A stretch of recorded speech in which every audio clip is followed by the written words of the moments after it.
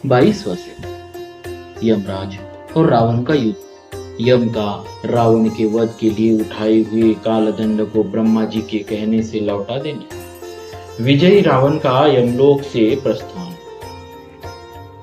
अगस्त्य जी कहते हैं, रघुनंदन, रावण के उस महानाद को सुनकर सूर्यपुत्र भगवान यम ने यह समझ लिया कि शत्रु विजयी हुआ और मेरी सेना मारी गई, मेरे योद्धा मारे गए। यह जानकर यमराज के नेत्र क्रोध से लाल हो गए और वे उतावले होकर सारथी से बोले, मेरा रथ ले आओ। तब उनके सारथी ने तत्काल एक दिव्य एवं विशाल रथ वहां उपस्थित कर दिया और वह सामने विनीत भाव से खड़ा हो गया। फिर वे महातेजस्वी यम देवता उस रथ पर आरूढ़ हुए। उनके आगे प्रास और मुद्गर हाथ में लिए साक्षात मृत्यु देवता खड़े थे, जो प्रवाह रूप से सदा बने रहने वाले इस समस्त त्रिभुवन का संहार करते हैं। उनके पार्श्व भाग में कालदंड मूर्तिमान होकर खड़ा हुआ, जो उनका मुख्य एवं दिव्य आयुध है। वह अपने तेज से अग्नि के समान प्रज्वलित हो रहा था। उनके दोनों बगल में छिद्र रहित कालपाश खड़े थे और जिसका स्पर्श अग्नि के समान दुस्सह है, वह मुद्गर भी मूर्तिमान होकर उपस्थित थे। समस्त लोकों को भय देने वाले साक्षात काल को कुपित हुआ देख तीनों लोकों में हलचल मच गई। समस्त देवता कांप उठे। तदनंतर सारथी ने सुंदर कांति वाले घोड़ों को हाँका और वह रथ भयानक आवाज करता हुआ उस स्थान पर जा पहुंचा जहां राक्षस राज रावण खड़ा था। इंद्र के घोड़ों के समान तेजस्वी और मन के समान शीघ्रगामी उन घोड़ों ने यमराज को क्षण भर में उस स्थान पर पहुंचा दिया जहां वह युद्ध चल रहा था। मृत्यु देवता के साथ उस विकराल रथ को आया देख राक्षस राज के सचिव सहसा वहां से भाग खड़े हुए। उनकी शक्ति थोड़ी थी, इसीलिए वे भय से पीड़ित हो अपना होश हवाश खो बैठे और हम यहाँ युद्ध करने में समर्थ नहीं है ऐसा कहकर विभिन्न दिशाओं में भाग गए। परंतु समस्त संसार को भयभीत करने वाले वैसे विकराल रथ को देखकर भी दशग्रीव के मन में न तो क्षोभ हुआ और न भय ही। अत्यंत क्रोध से भरे हुए यमराज ने रावण के पास पहुंचकर शक्ति और तोमरों का प्रहार किया तथा रावण के मर्म स्थानों को छेद डाला। तब रावण ने भी संभल कर यमराज के रथ पर बाणों की झड़ी लगा दी, मानो मेघ जल की वर्षा कर रहा हो। तदनंतर उसकी विशाल छाती पर सैकड़ों महाशक्तियों की मार पड़ने लगी। वह राक्षस शल्यों के प्रहार से इतना पीड़ित हो चुका था कि यमराज से बदला लेने में समर्थ न हो सका। इस प्रकार शत्रुसूदन यम ने नाना प्रकार के अस्त्र शस्त्रों का प्रहार करते हुए रणभूमि में लगातार 7 रातों तक युद्ध किया। इससे उनका शत्रु रावण अपनी सुध बुध खोकर युद्ध से विमुख हो गया।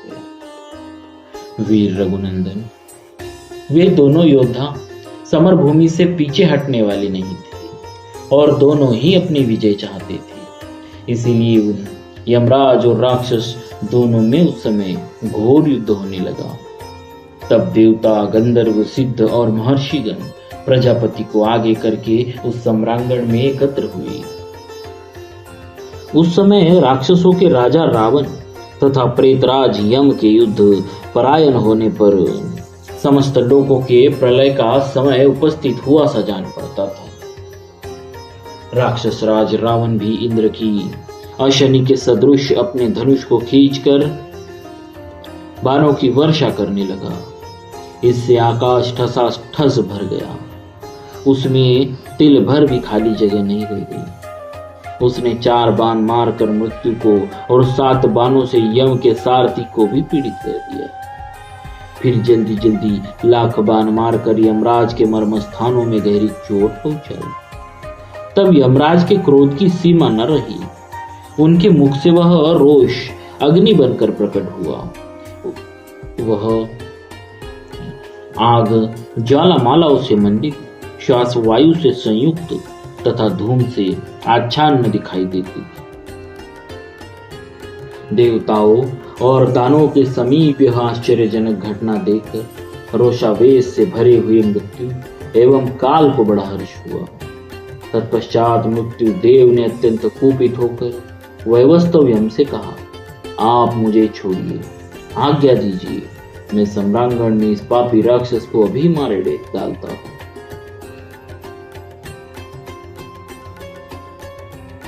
महाराज, यह मेरी स्वभाव सिद्ध मर्यादा है कि मुझसे भिड़कर यह राक्षस जीवित नहीं रह सकता।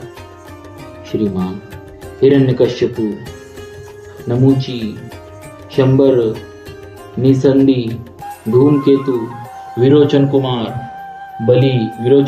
बलि, शंभु नामक दैत्य, महाराज रुद्र तथा बानासुर, कितने ही शास्त्रवेत्ता, राजर्षि, गंधर्व, बड़े बड़े नाग, ऋषि, सर्प, दैत्य, यक्ष, अप्सराओं के समुदाय, युगांत काल में समुद्रों, पर्वतों, सरिताओं और वृक्षों सहित पृथ्वी, ये सब मेरे द्वारा यक्ष को प्राप्त हुए हैं।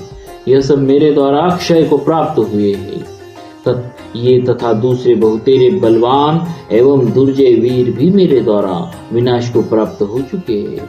फिर यह निशाचर किस गिनती में है?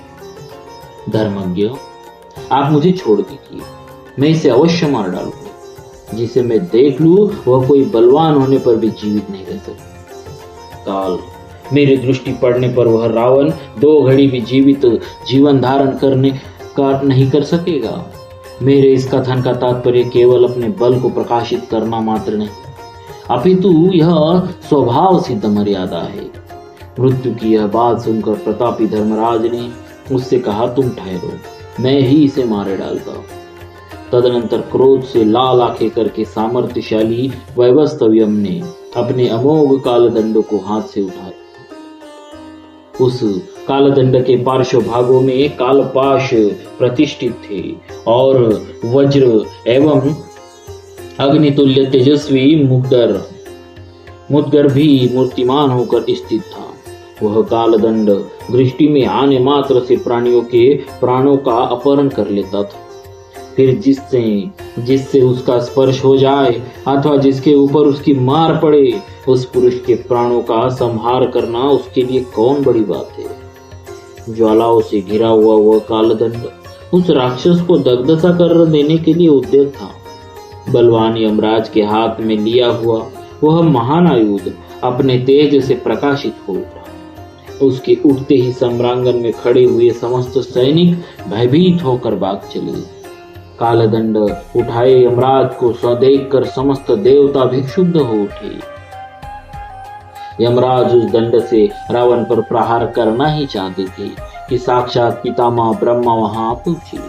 उन्होंने दर्शन देकर इस प्रकार कहा, अमित पराक्रमी महाबाहु वैवस्वत, तुम इस कालदंड के द्वारा निशाचर रावण का वध न करो। देव प्रवर, मैंने इसे देवताओं द्वारा न मारे जाने सकने का वरदान दिया है। मेरे मुंह से जो बात निकल चुकी है उसे तुम्हें असत्य नहीं करना चाहिए। जो देवता अथवा मनुष्य मुझे असत्यवादी बना देगा उसे समस्त त्रिलोकी को मिथ्याभाषी बनाने का दोष लगेगा, इसमें संशय नहीं। यह कालदंड तीनों लोकों के लिए भयंकर तथा रौद्र है।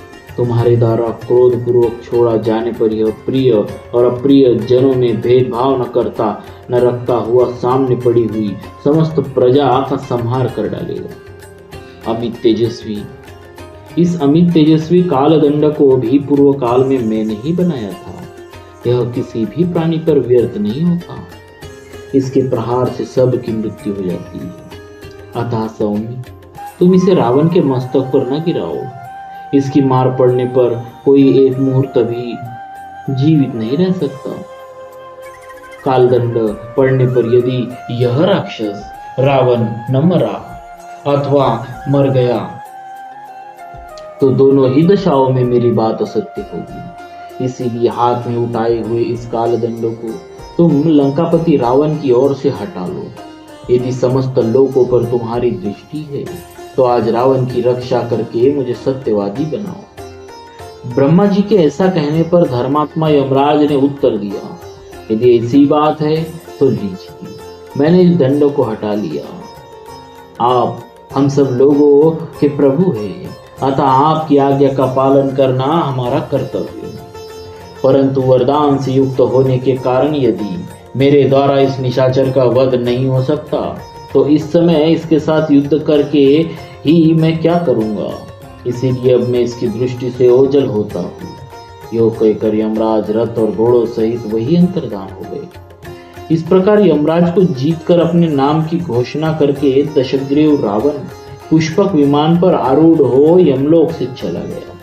तदनंतर सूर्यपुत्र यमराज तथा महामुनि नारद जी ब्रह्मा आदि लोग देवताओं के साथ प्रसन्नता पूर्वक स्वर्ग में गए। इस प्रकार श्री वाल्मीकि ने हर्ष रामायण आदि काव्य के उत्तरकांड में 22वां सर्ग पूरा हुआ। बोलिए श्री सीताराम जी महाराज की जय। भक्तवत्सल भगवान की जय।